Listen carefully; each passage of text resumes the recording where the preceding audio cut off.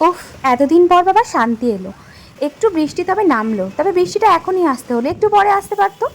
আমি অফিস থেকে ফেরার সময় বৃষ্টিটা আসতে হলো, মায়ের বাড়িতেও যেতে পারলাম না।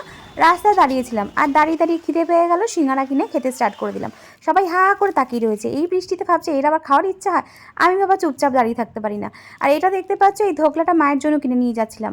মা খেতে ভালোবাসে, কিন্তু বলে না, খানে খানে পে লিখা হতা হে খানে বালে কা নাম, না না, দানে দানে পে লিখা হতা হে খানে বালে কা নাম। তো আজকে মনে হয় এটা আমার ভাগ্যেই ছিল। আর কিছুটা সুমিতের জন্য রেখে দিয়েছিলাম, তাই ও আসার পর ওকেও একটু খাইয়ে দিলাম। তো ও বললো খেতে কিন্তু এটা দারুণ ছিল। যাই হোক, পরের দিন আবার মায়ের জন্য এটা কিনে নিয়ে যাব। এই সুন্দর ওয়েদারে সুমিতের সাথে কিছুক্ষণ বসে গল্প করছিলাম, তারপরে দেখলাম মা দোতলাতে খাবার পেরেছে। এই দোতলার বারান্দাটাতে না খেতে হেভি লাগে বৃষ্টি হলে। জানলাতে বেশ বৃষ্টি দেখতে দেখতে, হাওয়া খেতে খেতে খেতে ভীষণ মজা লাগে। আর আমার জন্য দেখো করেছিল ডিম ভাজা, আর ওদের ছিল চিকেন। ওরা সকালেও চিকেন খেয়েছে, আমি বাবা দুবেলা আবার চিকেন খাই না, তাই আমার জন্য স্পেশালি ডিম ভাজা হয়েছিল।